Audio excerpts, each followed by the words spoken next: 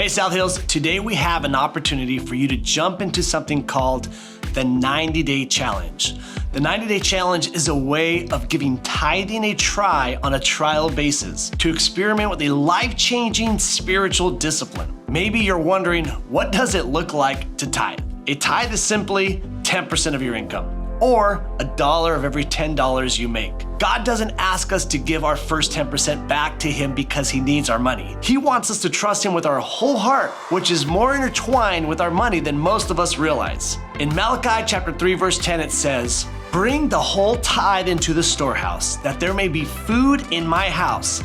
Test me in this, says the Lord Almighty, and see if I will not throw open the floodgates of heaven and pour out so much blessing that there will not be room enough to store it." We are so confident that you'll see God radically show up in your life over the next 90 days that we are willing to offer a refund at the end of the challenge if you disagree. There are 3 ways you can start this challenge today. 1, you can scan the QR code on the screen right now. 2, you can go to southhills.org/give. And 3, you can just go to the Connect area at one of our campuses and someone from our team will help you sign up. However you choose to step into this challenge, we are praying that you do trust God and step into one of these ways to accept the 90-day challenge and allow God to transform your heart.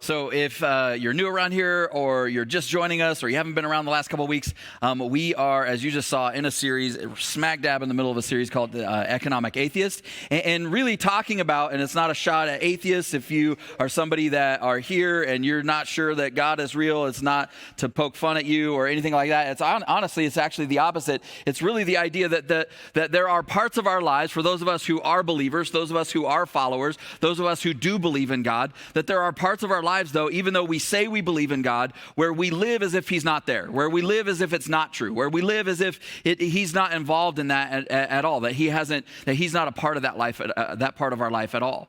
And so we've been talking about that because, and specifically in this series, kind of looking at it and coming at it from the economic perspective. And part of the reason we're talking about this is because money is such a huge part of our lives. We spent last month talking about marriage and relationships, and the truth is that money is one of the biggest stressors on our families and all of our relationships. It's such a huge part of our lives. We spend most of our lives trying to make it and then spend it. That's the really fun part. Anybody like spending money? Man, I love, anybody just got like an Amazon wish list that's just chock full of all kinds of stuff right now, like me, that you're just like, woo!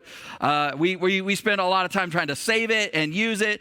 And I don't want to bring anybody down or bum anybody out, but we're living in a really, really uncertain and kind of unstable, sort of unprecedented almost economic time where inflation's crazy and there's the national debt is just crazy and there's market fluctuations and banks collapsing, and it's like every other day there's something crazy going on, and that's like the big picture stuff, right? But then there's like the personal stuff that we're all dealing with. Like just recently, in the last couple of months, this huge study came out about Americans and our relationship with money and how we're feeling right now about the economy and our own personal finances. And one of the things that people said is that 65% of people in our country are living paycheck to paycheck. It's the biggest percentage that's ever been recorded. And if you're like, wow, that's a lot, the thing that actually struck me was 45% of that 65%. So almost half of the people that feel like they're living, or not feel like, but are living paycheck to paycheck, are what's called high income earners, people that are earning over $250,000 a year, right? And so like a lot of people, regardless of how much money they're making, are living paycheck to paycheck. In fact, almost 75%, like 74%, just shy of 75% of Americans say that money is the biggest source of stress in their life. That is crazy. 3 out of 4 people, the money is the biggest source of stress in their life. So clearly, whatever normal is, it's not working, right? And it actually seems to be getting worse. And so you don't have to be an economics expert to see that something is definitely off, something's definitely not working, something's definitely broken. And so then the question is like, well, where is God in all of this? What does any of this have to do with us at church? And what does, any of this have to do with God? And the answer, for at least for me today, is going to be baseball. How many people love baseball? Yeah. I'm not a huge baseball guy, but the World Baseball Classic is going on right now. Viva la Mexico, right? Right, Danny? Yes. All right. We're a couple of weeks into spring training. Soon the major league season is going to be in full swing. Like go Angels or A's or Dodgers or Braves or Yankees or apologies to the Giants fans. Anybody but the Giants. Go anybody but the Giants. See, that was very unchristian of you guys in church because God says you can't hold that against me. You just booed your pastor. That is hurtful. That is hurtful. All right? But I love the competition and the drama and the tension that's built into sports.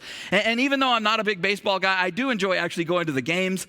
And we are actually, some of the guys in our small group were having this conversation recently. And Bob was like, hey, come to the game. And as long as you're having fun, we're going to stay and keep eating. And we're just going to have a great time. I was like, that sounds like my way to go to a baseball game. But early in the early 90s, there was a clothing company called No Fear. Anybody remember that? And so they made a T-shirt. One of their most famous shirts had written on it, said bottom of the ninth, down by 3, bases loaded, 2 outs, full count, no fear. Anybody remember that shirt? Man, that was a great shirt. I had that shirt, and it was pretty awesome.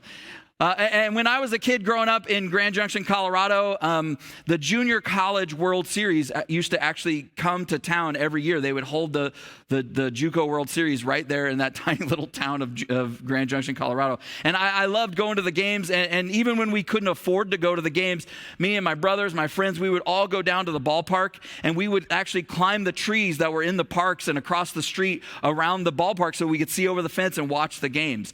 It was awesome, like the vibe and the crowds and the food, of course, at baseball games is awesome. And I don't know, something about baseball, I always loved the 7th inning stretch for me because there's always just something that was just kind of funny to me about like, man, sitting here watching these guys play this game is making me really tired.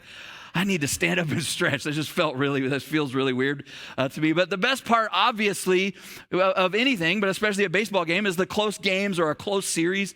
And the truth is there are lots of kids grow up dreaming of playing Major League Baseball or big time baseball, being up to bat when it counts, that down by 3, bottom of the ninth, full count, bases loaded kind of moment, and hitting a home run, hitting a grand slam.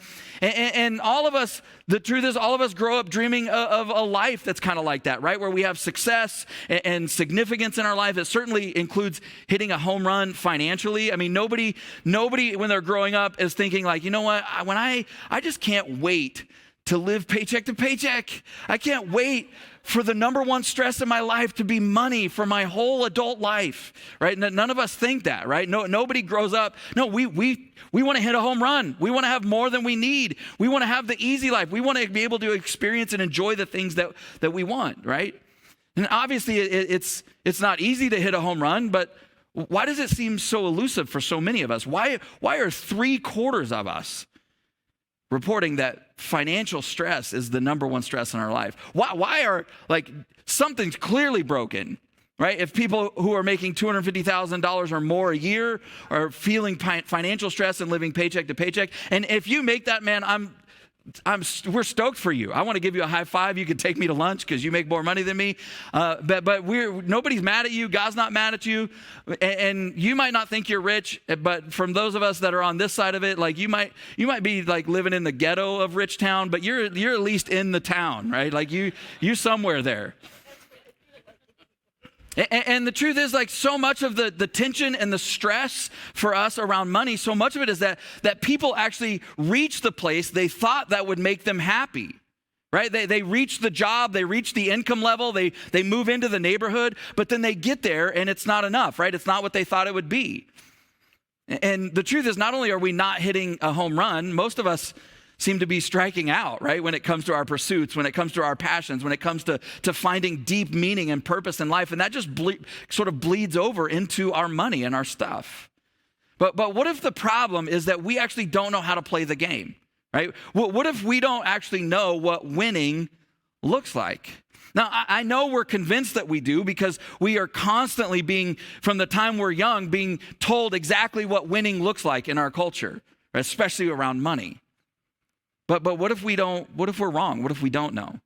Stephen Covey, in his book, The 7 Habits of Highly Effective People, it's an old book, but it's fantastic principles. He said this, he says, we see the world not as it is, but as we are, or as we are conditioned or taught to see it. And if he's right, what that means, right, is that every single one of us could be holding on to views and perspectives and ways of living, right, that are sabotaging and holding us back, that are actually destructive to the life that we're pursuing. God actually says it this way in Proverbs chapter 14, verse 12. It's a little bit more pointed than what Mr. Covey said. It says this, it says, there's a way that appears, that seems right, that we believe to be correct. There's a way that appears to be right to us, that seems to be right. But in the end, it just leads to destruction and death. It just causes chaos and mess. I don't know about you, what you think or what you feel when you read that, but I've always found that verse to be kind of scary because it means that I can be fully convinced that this thing over here is what winning looks like, that this is how you're supposed to play the game. But all along, playing that way is actually guaranteeing that you're going to lose. And even if you win at this game over here, it's still losing. Like that's what that verse means, is that we can win in all of the things that we think we're supposed to win at and still lose. And the reality for all of us is this verse is true in really all kinds of ways about life. It's certainly true when it comes to how we approach money and finances. Because all of us, we manage our lives and we manage our stuff and our money based on what we believe will help us win, right? What we believe is the best way to give us the best life. So a huge part of the conversation that God is having with us in the scriptures when it comes to so many things, including money, is all about really redefining what it means to win, where life is actually found. Because baseball has a pattern, right? Like there are rules to how you play the game, just like every other game. You can't decide that you get 4 outs this inning, right? You can't decide that there's only 3 innings in a game. You can't decide that it's 2 strikes and you're out, right? You can't run the bases in any order that you want. There's a design, there's a pattern. And life, and more specifically for us today and relevant to this conversation, God designed money and our relationship to it to work in a very specific way. Now, the problem is that most of the time we're playing by the rules that we were, in Stephen Covey's words, conditioned or taught to play by, which I think is why so many people who are making great money have so much stress in their life around money. Because they got to what they thought would make them win, and they get there and they're not winning.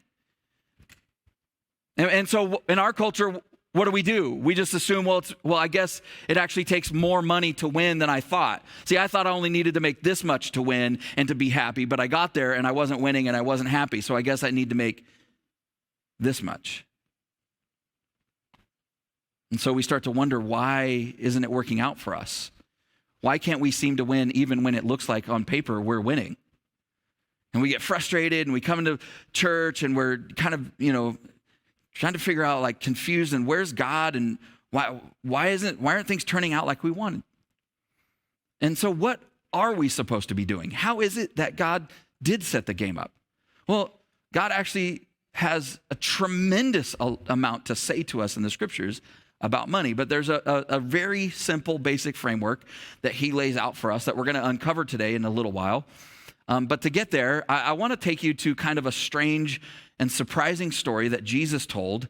And it's really surprising because it's a story about baseball. No, I'm just kidding. It's not about baseball. You're just like, wow, what is this guy's deal with baseball? No, but it's found in Luke chapter 16. This is what Jesus says. It says, this is what Luke recorded. Jesus told his disciples, he said, there was a rich man whose manager was accused of wasting his possessions. And so he called him in and he asked him, what is this I hear about you? Give an account of your management of my stuff, right? Because you cannot be my manager any longer. And the manager said to himself, oh no, what am I going to do now? My master's taken away my job. I'm not strong enough to dig. Man, I feel that manager's problem. It's just like, he's like feeling his back. Ooh, I'm not strong enough to dig. I'm ashamed to beg. I know what I'll do so that when I lose my job here, people will welcome me into their houses. So he called in each one of his master's debtors and he asked the first, how much do you owe my master? 900 gallons of olive oil, he replied. The manager told him, quickly, take your bill, sit down, and make it $450. Then he asked the second, how much do you owe? 1,000 bushels of wheat, he replied. He told him, take your bill and make it $800. And here's the twist. Here's where Jesus lands this story and nobody sees it coming. The master commends the dishonest manager because he acted shrewdly. And then Jesus, now having just finished the story, now he starts talking about what it means, and he's talking about and teaching on it. And this is what he says right after that, right after he finishes the story. This is what he says next. He says, for the people of this world are more shrewd in dealing with their own kind than are the people of the light.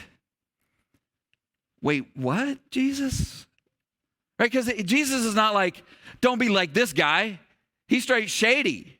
No wonder he got fired. He should have been fired. Instead, he's kind of like the master in the story is kind of like, man, you got to hand it to this guy for being so shrewd and so clever.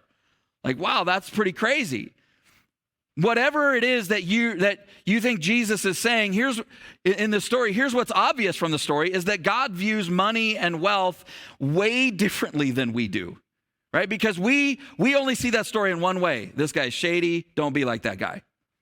But in essence, Jesus is like, look, sometimes people who think that this life is all that there is, like they are actually more thoughtful with the way that they think about and approach money than those of us who think about, or at least should think about, the fact that there's an eternity after this life.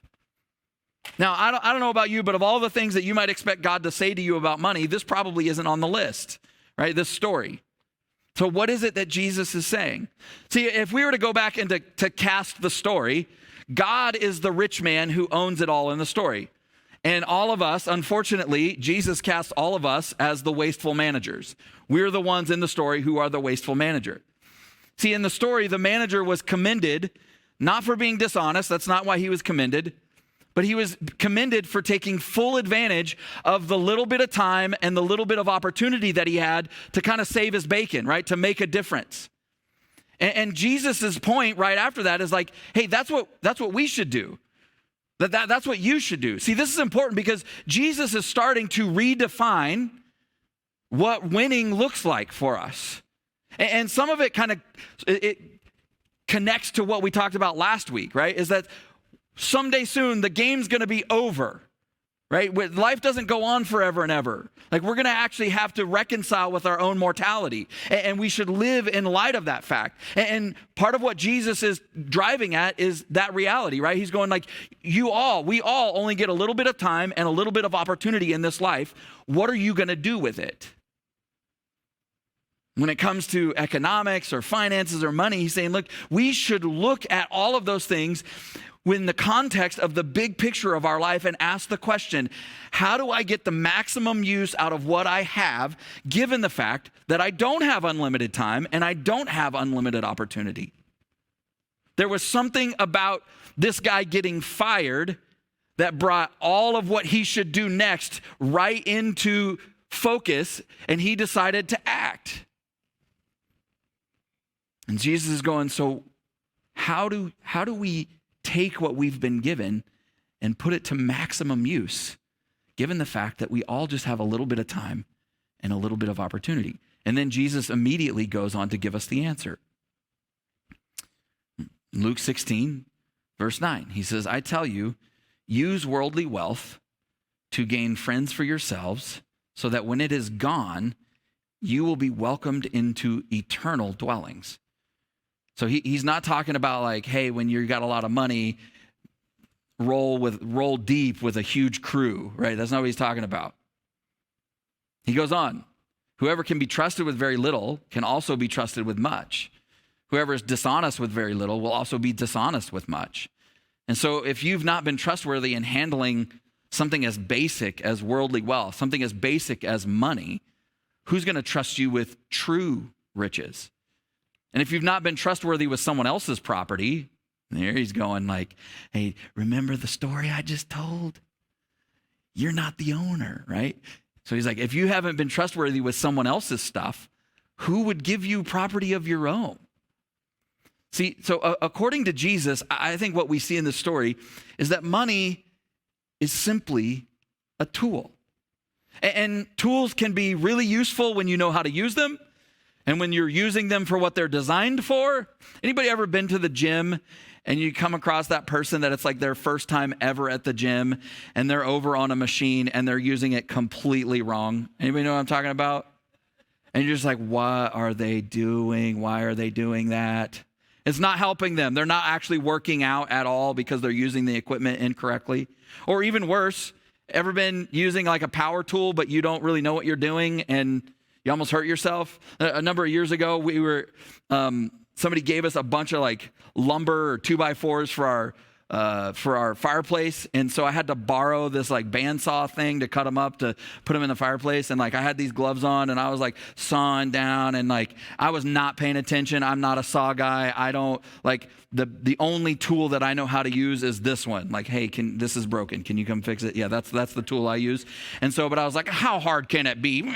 This is awesome. You know, it was like during the height of like, I felt like I was Tim the Toolman Taylor, just, home improvement. I was like, and then, but I got cocky a couple of boards in, and I don't even know what happened, but the next thing I knew, the blade was full speed going, caught my glove, and it yanked it down, and I'd already let go of the trigger and pulled my hand back, and it had completely cut open my glove and barely nicked across the top of all 4 of my fingers. And I was just like, oh my gosh, oh my gosh, oh my gosh, I almost lost all my fingers, right? Right? Because tools are great when you know how to use them, but you can also hurt yourself. Right? And Jesus is going, that's money. It's incredibly awesome. It's incredibly powerful. It's incredibly helpful.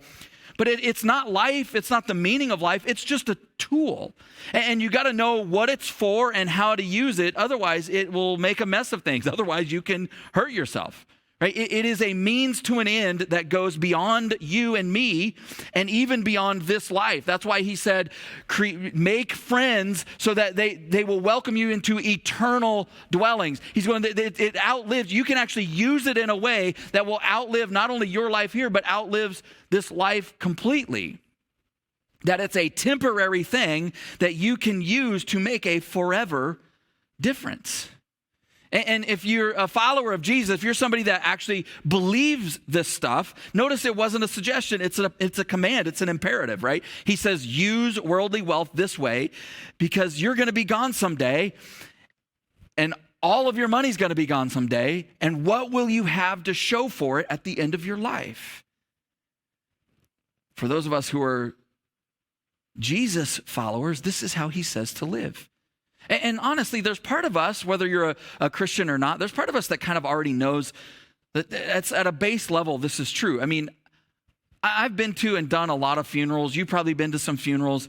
Money doesn't get a lot of play in those moments. When people are remembering your life, it's not going to be your possessions or your bank account or your awesome car, right? Or the place that you live that they celebrate. When they stand up to talk about you at the end of your life when you're no longer there, they're going to be like, the best thing about Randy, man, was he had this car, right? In fact, if they do that, it's proof that you did something wrong, right? It's proof that you lived for the wrong things. See, and so Jesus' point is the only way that money can add meaning to your life is when you use it as a means to an end that isn't you, because it's just a tool. And if he's right, I mean, this is a game changer. It changes everything. It means that the question that we should be asking ourselves is, how can I leverage more of what's temporary, of the temporary stuff that I have, for that which makes an eternal difference? Because that's where joy and meaning and significance, that's the home run we're all trying to hit. That's how you win. See, the starting point in the conversation that God wants to have with you and me about money is not what percentage or amount that you should give to him. It's not. That's not the starting point.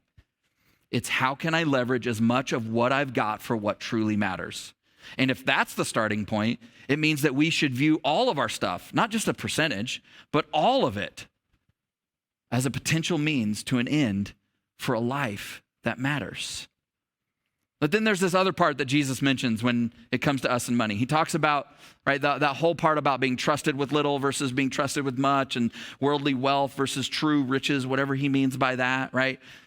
See, this is where I think, at least for me, things can get a little bit uncomfortable, because essentially Jesus is saying that money, our money that we have in our life, it comes with a built-in test. That whatever you've been given, no matter how much you have or where you think it comes from, it's not just a tool, that it's a test. Because remember, we're the manager in the story. We're not the owner. And we know that we're just managers because when you're gone, you're going to leave it all here. Somebody else will get it. You don't own it. It's you're just using it while you're alive. So the question then is, if I'm a manager, who am I managing it for? And what kind of a manager am I? I wonder, if you hired a manager to manage your finances and they managed it the way you manage it, would you fire them and just be like, you are the worst manager ever? I'm always broke. I'm living paycheck to paycheck. I got all this stress. I hired you so that I wouldn't have to live like this. I would fire me if I had hired me to manage my money. My wife has fired me lots of times from managing the money. Right, but this is where the whole economic atheist thing kind of comes in, right? Because Jesus is going, you're trusting in something or someone in your life. You just are. And that something or someone is going to call the shots. It doesn't matter what you say. It doesn't even matter what you say you believe. It only matters what you do, right? It matters what you do. So when we lived in the Sacramento area, there was a kid that we used a few times to house sit for us when we were gone on vacation, and we traveled to China to adopt our son, take care of our pets when we were away. And it seemed like every time we left, something bad happened. He'd left the gate open and the dogs got out and got lost. He forgot about the chickens and they got attacked and killed. It was like, and he wasn't a bad kid. He honestly wasn't. He was a great kid, but he was a bad manager of our stuff. And after that happened a couple times, how likely do you think that we were to keep just trusting our pets and our stuff to him? Like, hey, let's just keep bringing this guy over. Every time he comes over, somebody dies. The pets die. Right? And we certainly wouldn't have left him like for any length of time with our children, right? Like, we're not going to leave him our true riches. Right? And that's the picture that Jesus paints for us, right? That this is where the conversation begins to shift completely, because if that's what winning looks like, is how we manage it, that we leverage it for something besides ourselves, it changes how we play the game, right? And it's not enough for us to just know or believe that this is the way it is. We actually have to play the game. We actually have to do something. See, the only way to win is to know and do, not just believe. Knowing without doing is losing. Right? You can understand how the game is played, but if you just still go do whatever you want, you're going to lose. See, because I can know what winning looks like and how the game is played, but I still have to actually go do it. So earlier, I talked about how we're conditioned or taught to play the game a certain way. And in general, this is a really big generalization, but I think it's just kind of a good picture. Here's sort of the default that we're handed on a baseball diamond. This is what it looks like. So we're winning with money. We want to make it home, right? We want to score as much as we can, but live whatever it looks like. We live first, save, give, and then we make it all the way home, right? That is the default that we get, right? It's live, save, give. In that order. It's lifestyle and needs and wants. It's live, consume, trade up, bigger, better, happier, nicer restaurants, nicer stuff.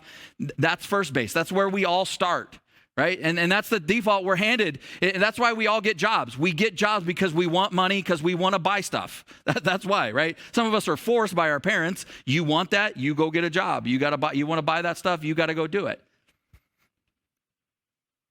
Now, based on all the data, though, most of us, hardly any of us ever make it past that first base. We're just living. It's just going out, right? It used to be, there was a time in our country where most of us kind of made it over to second, where we saved a little bit of money, but we don't do that anymore. That's the whole paycheck to paycheck thing. But if we do make it around first, we save a little bit, and maybe occasionally we run across the diamond and we throw a little bit at the giving on third base, right? But we always get dragged back by our habits back to that first base. And our strategy is, if we can just kind of reach the lifestyle we want and the level of financial security we want, that's when we're like, oh man, that's when I'll really be generous, right? That's the default that we're handed. But Jesus actually kind of described that default. In Matthew chapter 6, we actually read this verse a couple weeks ago on the opening day of this conversation. In Matthew 6:31, 32, he says this. He says, so don't worry, saying, what shall we eat, or what shall we drink, or what shall we wear? For the pagans run after all of these things, and your heavenly Father knows that you need them. So did you see it, right? He's going, worry about what you eat and what you drink and what you live. Like, it's live. Like, that's where all of your attention is. And he's like, that's how the pagans, the unbelievers, that's how the people who don't have a relationship with God, who don't know that they have a heavenly Father to take care of them, that's how they default. That's what they run after. That's the default. And then Jesus actually offers a remedy. He calls us to flip the script. And I'm going to show you what that looks like here in a second, but I don't want you to panic, because what Jesus doesn't say, he's not like sell all your possessions and give all your stuff away. And that's what we're afraid with God, right? Is like, God, if I give you a little bit, if I let you into this, you're just tell me to give it all away. And I don't want it. I worked hard for this, right?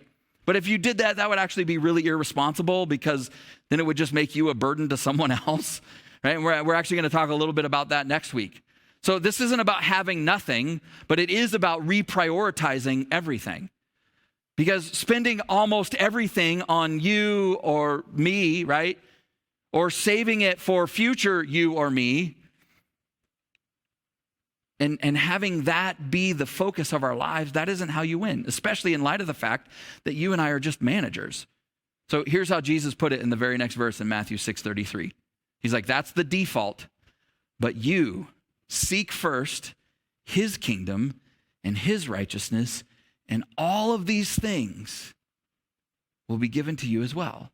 He says, but seek first. That's the key, right? Because there's an order. He doesn't say eventually seek. He says seek first. Put first, reprioritize, reorder, rearrange, rethink. Seek first his kingdom and his righteousness. And remember, the context of this, and I know we want to spiritualize all this stuff, but the context of what he said this in is actually money and living. It's stuff, it's food, it's clothing, it's the nitty-gritty stuff of life, right? And Jesus is like, here's how you win. Here are the rules to the game. And the pattern that he introduces is very similar, but it's actually a shift or a swap of a couple of things. Is he just reverses give and live.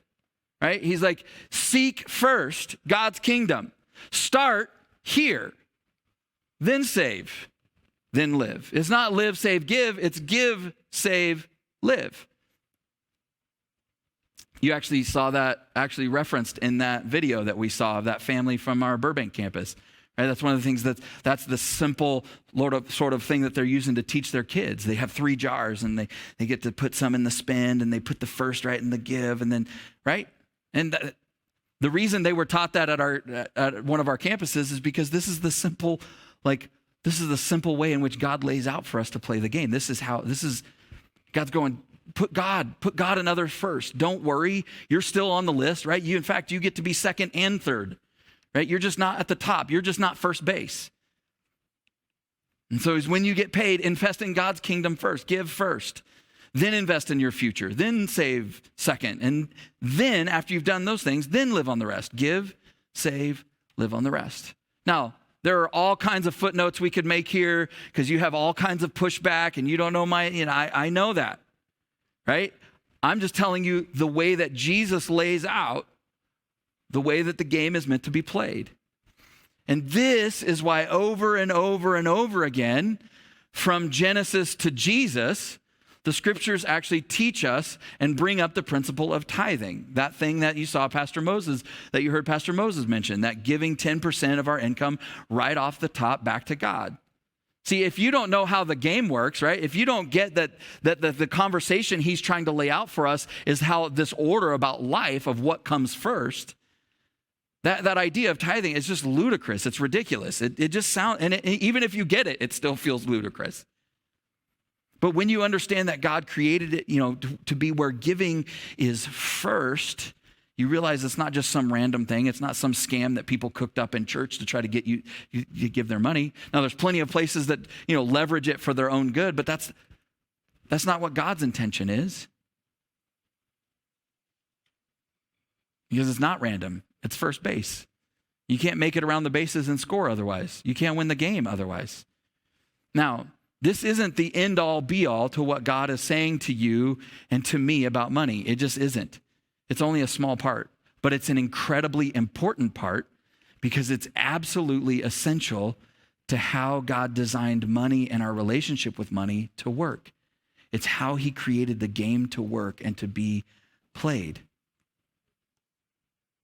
So in baseball, like in all sports, there are fundamentals, right? Talent matters, but you will only be as successful as a team or even as a player as your fundamentals. If you want to master the game, master the fundamentals. And tithing is one of those fundamentals. You can't get away from it in the scriptures. Yeah, of course, there's other more spiritual things involved that we classify as more spiritual: prayer, the scriptures, Bible reading, church. Those are all fun, but this idea of seeking first, putting God first, is one of the fundamentals. It's not all there is to trusting God. It's not even all there is to giving. In fact, trusting God means tithing is the first step in our relationship with him and money. It's not the finish line. But here's what it does. Here's why I think God actually gives this as a principle to us. Because when we begin to master this as a fundamental in our life, it builds in the reflex of our heart and our attention, right? It creates that spiritual muscle memory to pattern your life and your money to give first, to seek God's kingdom first, to give, then save, and then live, instead of the other way around. Because it doesn't matter what we know or say or believe what we say, right? It just matters what we do. By the way, you also don't master the fundamentals overnight, right? You don't do it once and then you got it. It takes repetition. It takes practice. And that's why a couple of times a year we talk about the 90-day challenge, which you heard Pastor Moses mention there. There's one on all of our seats, not because we're trying to press you into something, but because we're just inviting you to take a step to trust God, to begin practicing this fundamental thing of seeking God's kingdom first. It's just simply a way of taking your first step or your next step toward being a giver, towards that pattern of give, save, live. Again, it's not all there is, but if you don't practice it, you're going to find it really, really, really hard to win. So I've done my share of coaching kids' sports teams. Like I mainly coached basketball, but I have coached t-ball a couple times. If you've never coached t-ball, you are missing out, all right? You think that there's tension and drama in the big leagues. Whew. There is some drama in t-ball, right? Because I was coaching like 4 and 5-year-olds. They love running the bases, right? I had kids get on the base and once they're on the base, they don't want to leave. Like, run, you're supposed to run. No, this is my base. It's not that kind of base. You know. I had kids laying down, rolling around on the field, in the ground, in the dirt. More than once, I had a kid hit the ball and they'd run to second or to third or the pitcher's mound because they just like, I hit it, I get to run wherever I want. They'd run anywhere but first base. It's like, right? And here's the thing. When you're a kid and you run to the wrong base or you throw the ball the wrong way, everybody just laughs and it's so cute and it's so awesome. But when you're 40 and you do that, right? It's not so cute, right? You're just out and nobody feels bad for you. What are you doing? Like, what did you just arrive on the planet? Get out of there, right? Because it's like, how do you not know how this game works? See, here's the thing. We can hate this conversation. We all feel all this tension. I know we do. But, and honestly, God is an incredibly gracious owner. So you can be a wasteful manager, right? You can reject all of this. You can choose to live however you want. You really can. You can leverage every penny you ever get for yourself and yourself only. You can run the bases backwards. You can play by whatever set of rules you want, whatever set of rules seem right to you. But Jesus makes it clear that there's a way that makes sense to us, but it keeps leading us to the same dead ends. We keep getting thrown out. We keep getting kicked out. We keep striking out. So that moment where Jesus said, but seek first the kingdom, that was in Matthew 6. That was right at the end, towards the end of this just epic sermon that Jesus preached in Matthew 5, 6, and 7 called the Sermon on the Mount. And Jesus talked about all kinds of things, but he talked a lot in that particular section about money and how we relate to money. At the end of that sermon, in Matthew chapter 7, you can go and read it for yourself, but Jesus says, after everything he just said, knowing that there's all kinds of tension and pushback in the air, Jesus says this. He says, whoever hears these words of mine and then goes and puts them into practice, that person will be like somebody who built their life on solid rock. That's the person who will win. Whoever hears the things that I've said and they're just like, that's cute. That sounds nice. I think I actually want to play the game this way. He's like, you know what? You're gambling with your life because you're building your life on something that's not strong enough to support you, on sand. And when life shifts, it's all going to come crashing down, right? See, the truth is this morning, if you'll trust him and you'll begin to play by his rules, when you come to the end of your life, you will have made the most of the little bit of time and the little bit of opportunity that you had, and you will actually have won. So my question for you this morning is this: what are you going to do? Not what do you believe?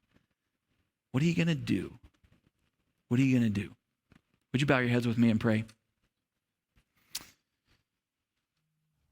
Before we kind of finish up and dismiss and get out of here, Jeff and the team came back and they're going to lead us through one last song. And you can sing along. It's a song that we've sung before. Or if you just want to listen, it's really meant to just be a response for us that, God, I'm going to build my life the way that you say to build my life. And so they're going to sing for a couple of minutes. I'm going to come back and pray over us. And then we'll get you out of here. But would you just allow God to speak to you in the middle of this moment?